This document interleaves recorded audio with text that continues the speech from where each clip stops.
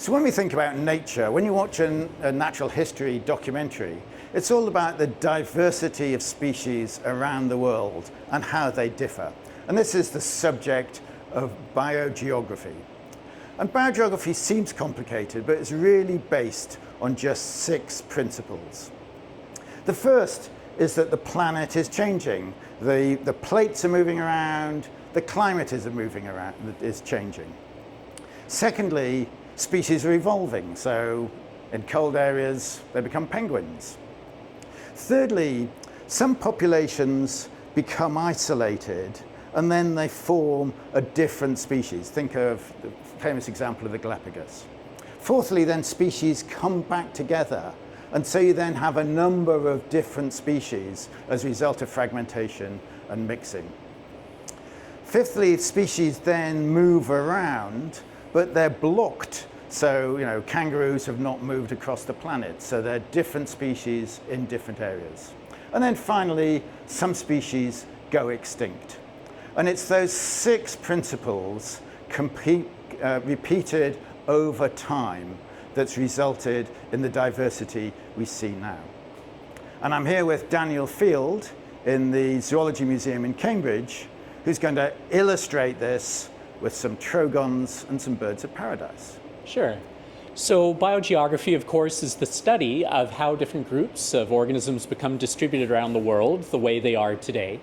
And a famous example of biogeographic thinking was performed by an early naturalist named Alfred Russel Wallace, who studied the Indonesian archipelago.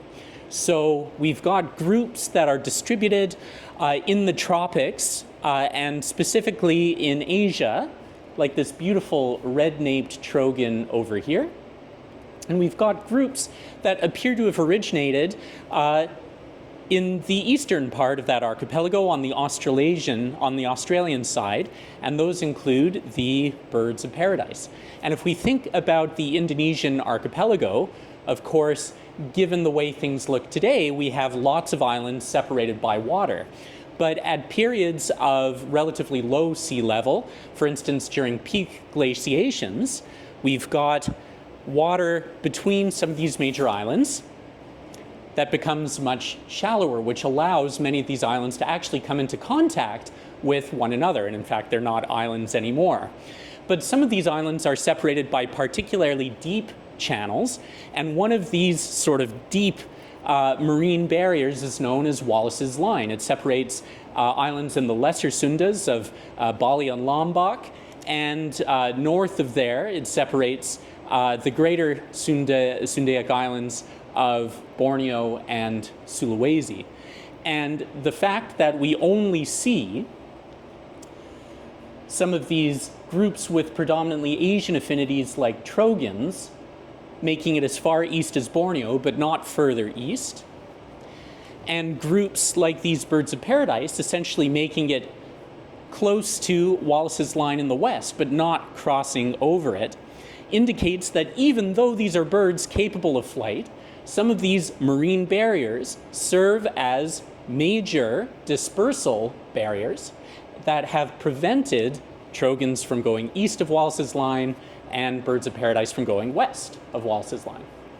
And so this applies to many different sorts of species. So it applies to mammals and reptiles and amphibians and all sorts of groups, doesn't it? Which you can really understand. It's but it's curious it also applies to birds. It does, and of course birds are better dispersers than mammals tend to be, than non-avian reptiles tend to be, and certainly than amphibians tend to be, which have a lot of difficulty crossing marine barriers.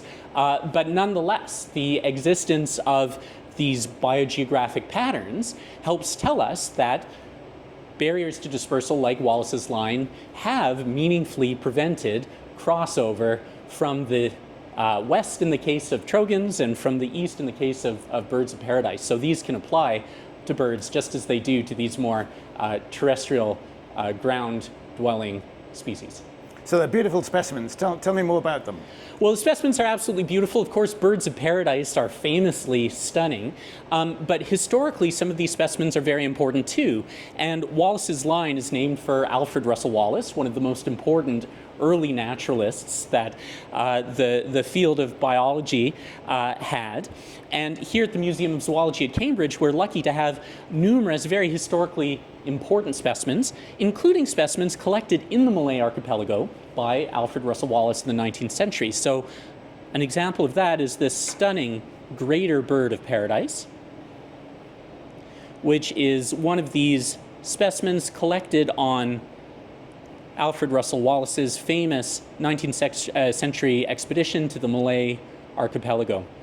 So you can see when these specimens are looked after carefully, they can last and be extremely scientifically valuable for a very, very long time.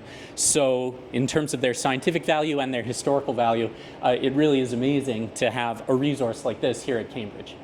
So I guess the thinking of Wallace and then the thinking of Darwin meant that we can now understand the patterns of diversity around the world, and that provides the basis for all of conservation.